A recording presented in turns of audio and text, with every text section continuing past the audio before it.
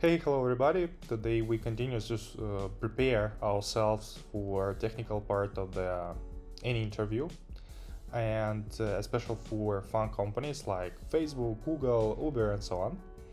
And today we will check a new exercise which is called evaluate reverse Polish notation, which is of medium level. And first of all, I will try to explain the algorithm which we will use to solve this task, but I really suggest you to watch the video till the end, because I also visualize this algorithm and we will see dynamically how it works. So the main idea of this task is that we are given an expression in reverse Polish notation where numbers come before operators. And for example, instead of writing 2 plus 1, we are writing 2, 1, and then plus. The special thing about this notation is that to calculate the result, we don't need parentheses and don't need to think about the operator precedence, because the order of calculations is already ambiguously defined by the arrangement of the elements themselves, and this is exactly why we will use in a solution stack, which is data structure with which we already familiar. But if you are not familiar with that, this data structure is working by principle of last in, first out. So the logic for this algorithm is that numbers are operands, and we need them so that we can later apply an operation to them. So as we go through the list of tokens and encounter a number, we simply push it onto the stack and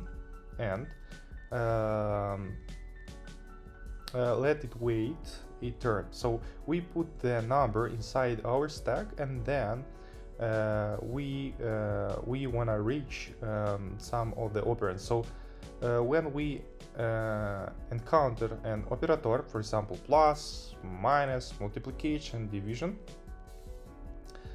that's a signal that it's time to perform a calculation.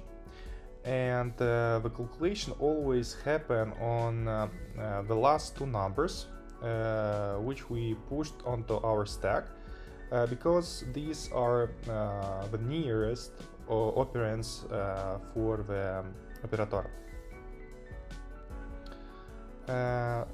So let me show you visualization for this algorithm. So let's imagine that we have these tokens 2, 1, plus 3, and multiply. And now this is our stack. So we start from first element, which is 2. We go to this element, and because this is a number, we add this number inside our stack. Then we go to the next element, which is 1. And also, because this is a number, we just add this element on top of our stack. Then we again go to the next element. Now, because this is not a number, but it's an operator, we need to take from the top of our stack 2 elements, which is 1 and 2, and to apply this operator. So we will take 1, we will add to 1 2, and we will have like a result 3, and then this 3 we will put back to in top of our stack.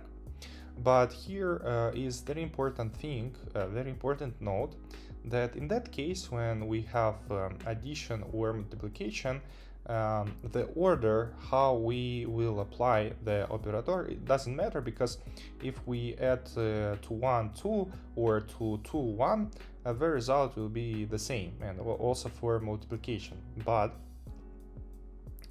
if we will have division, for example, it's very important the order which we will in which we will apply this operation. So for example, for division we will need to take first first 2 and then to divide this 2 by 1. Why 2? Because 2 was the first element. I will show you an example a little bit later. So let's continue. We reached to this element. Now we need to add 1 to 2, for example, and we have 3. So the result we put back to the top of our stack, and we go to the next element, which is 3.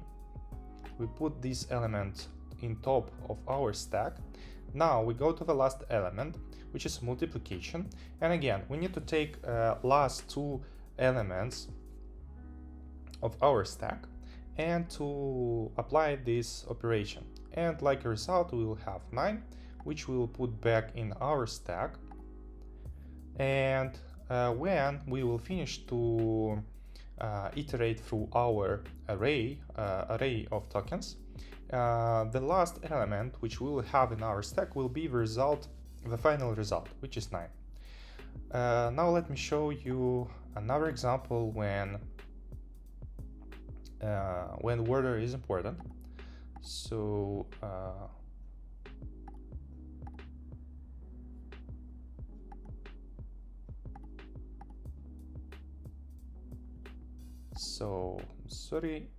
so let's imagine that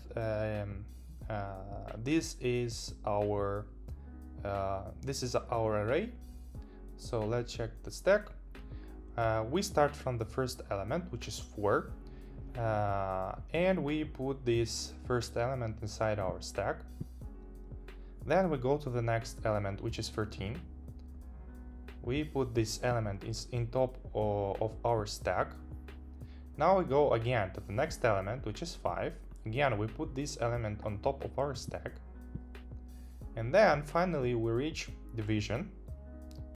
So we will need to take 2 elements from the top of our stack, which is 5 and 13, and we will need to apply to them this operation.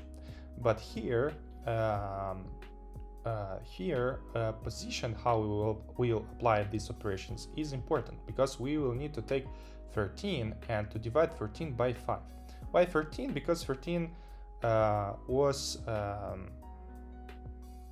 first element which we have added inside our stack, and this is the correct order how we need to apply this operation. So we will take last 2 elements and then we'll execute the operation.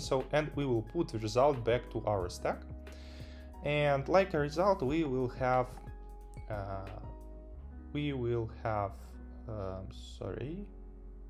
so we take first element, we take second element from the top, and the result will be 2. Why 2? Because here we skip the decimal part and we work only with integers. Now we go next to the last element, which is addition. And again, because we reached not a number, we need to take elements from the top, 2 elements from the top, which is 2 and 4, and to apply this operation.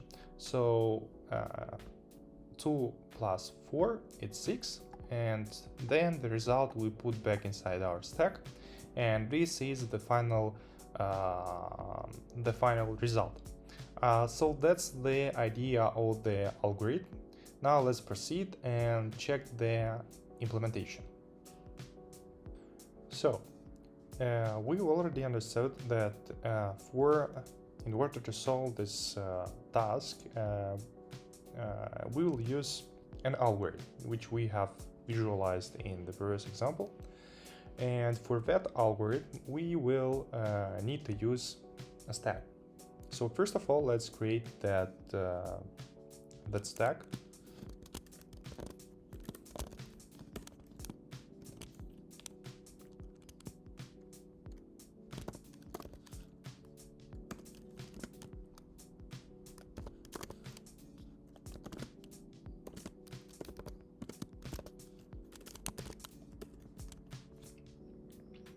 Why integers? Because again, we need stack in order to store their numbers, not operators like addition, division, and so on. We will store numbers. So that's why our stack will store integers. Now, the first step about which we will need to think is what actually we want to do. I think that the simplest thing is that the first thing we will need to go through all elements, for all tokens which we have. So, when we will go through all elements, we will need to check if this element is a number or if this element is an operation like addition, division, and so on. So in order to go through elements, we will need a loop. So let's create this loop.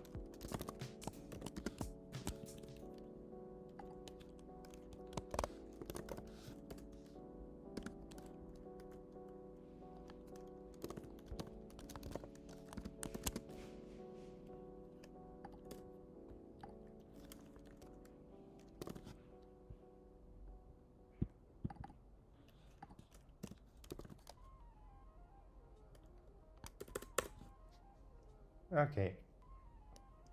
Now, we need to check if this token is an operation or a number. So let's use switch case. Also, we can use if and if else, but in that case, I will use switch case.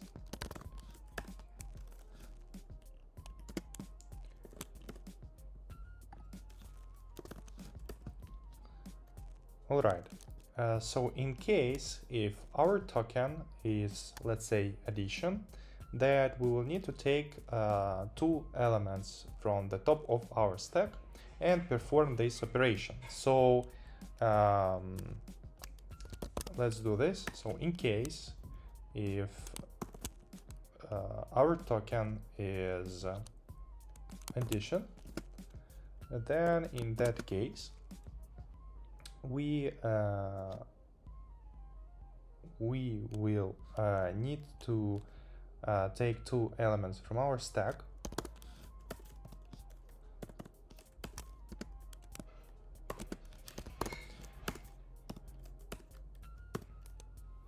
so that's it. But also, if you remember, this is not enough because our solution should be placed back on top of our stack. So because of that, we will need to add the result back to our stack. So that's it. Now let's go to another case.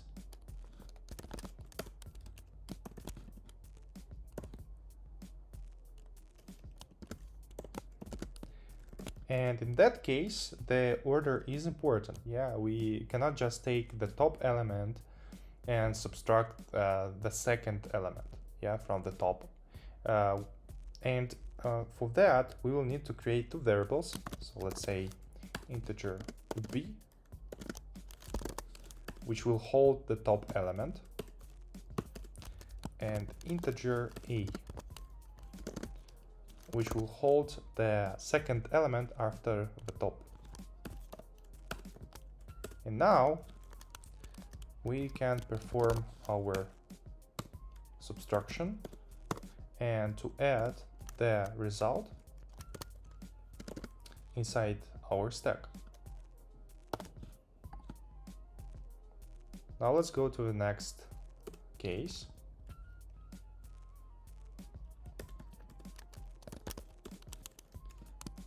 So let's say multiplication. In that case, we'll take top element from our stack and to multiply to next element.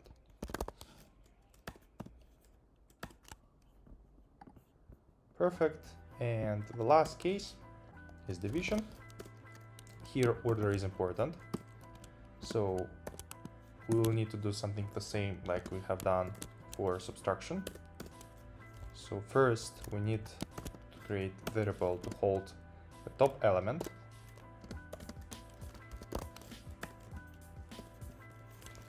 And the variable to hold the second element after the top.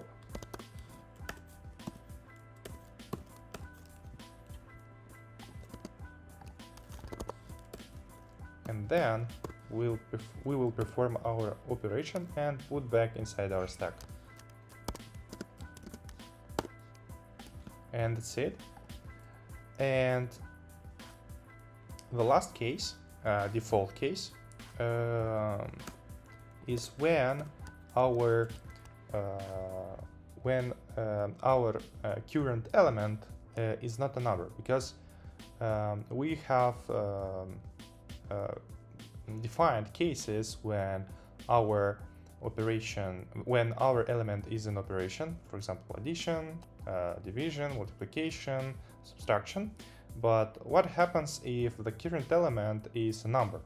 So for that case, we just will need to push this element inside our stack.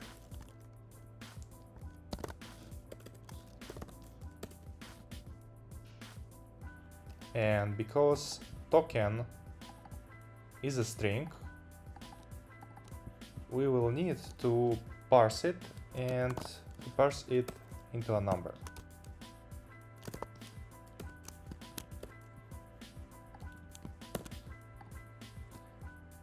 So the last thing which we need to do, we need to return the element, the solution which is in our stack, because if you remember, the last element will be the solution.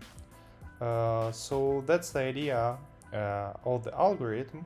Now let's check the complexity. So the complexity, the time complexity is O(n), and the space complexity is also O(n). So that's the solution, that's the complexity. So I hope everything was clear. Again, if any questions, please write in the comments. I will try to help you, and we will see you in the next video. Bye.